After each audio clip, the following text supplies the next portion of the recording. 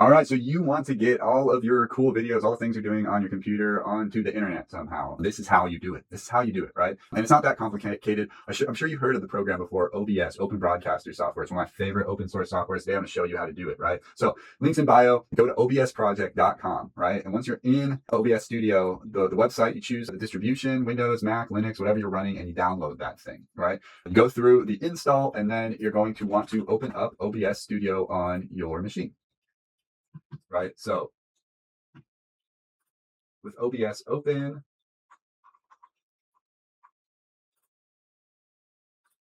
I'm going to show you what this looks like.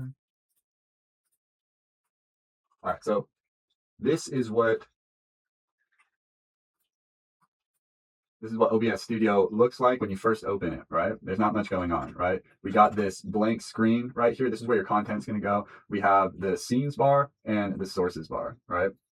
The sources bar is most important. Your scenes bar is probably empty. You don't have any scenes in here yet, right? So you make a scene, right? And then in sources, you want to put your display, right? You want to show people what we're looking at, right? So I'm going to go to the plus button here, go to display capture, create new, display capture, create new. All right, let's show that again. You can also right click inside here, add display capture, create new, type any name, screen, or let's say full display. It's not super important that you name it. I usually just use the default names. And then we go to display, and this will populate with whatever monitors or devices you have connected that are displays. I'll choose primary monitor. We can see we're getting like a little feedback going here, video feedback, super cool looking, because this is what is on my display. It's just OBS right now. So I'm going to hide that because that's not actually what I want to be showing right now. And I am going to add a window capture, right? Window capture is cool because we can pull in windows that we have open on our machine, but maybe not open on our displays, right? So I can create a new window capture, and all of these are windows that are open on my machine right now. So I'm going to open up the Chrome tab that we just had open, obsproject.com, right? And now we can see that this window is populated with OBS Studio. That's what I would be recording right now if I were to start recording in OBS. And you're probably like, hey, how do you start recording in OBS? I'll show you, right? We press this button here, start recording. The thing is, I can't actually start recording because I'm using OBS to record right now. So I can't start the recording in the OBS instant, or whatever. I'm not trying to confuse y'all, especially with the weird feedback loop in the background. But what you would do is press start recording, and then that would start recording. And then when you're ready to stop the recording, you press this again and it stops the recording. It's pretty straightforward, right? But where does that go? Your OBS files land in a specific folder. There is a default path that OBS has set up. This is what the videos look like when they land. You'll want to go to settings, and this will open up your settings. And then if you go to output, this recording path right here is where those videos end up. So for me, I've made a custom folder. It's probably a default folder for you here. That's where your videos are going to land. And then some other things you can do from here is you can tweak all the settings. I usually just use defaults. But let's say you were recording a vertical video, you can change the resolution here. All of this is something I'll get into in another video that I made, or that I'll make specifically for a mobile video.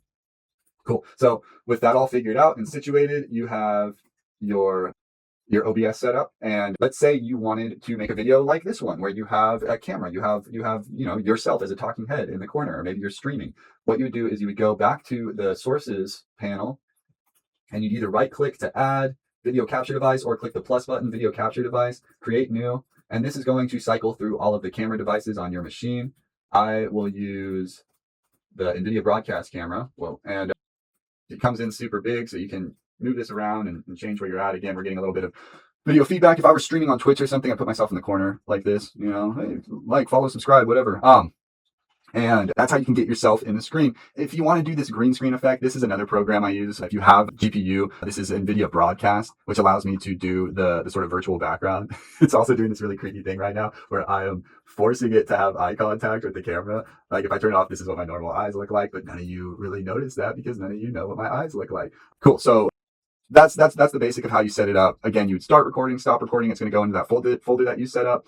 Lastly, if you were streaming on Twitch or YouTube or any of the streaming platforms, you could start streaming after you set up a stream key in settings by clicking here. But this video is just about getting the video onto your machine, right? So then once you have that video, you take it, you send it to yourself on your phone if you want to get it up on another platform or another device, and do whatever you're going to do with it. Make your YouTube tutorials, make your how-to content, your process videos. Again, Open Broadcast Studio, Open Broadcast Software, OBS. We love it so much. Some great open source software. Thanks for watching, and I'll see you for the next video. Excited to see what you create.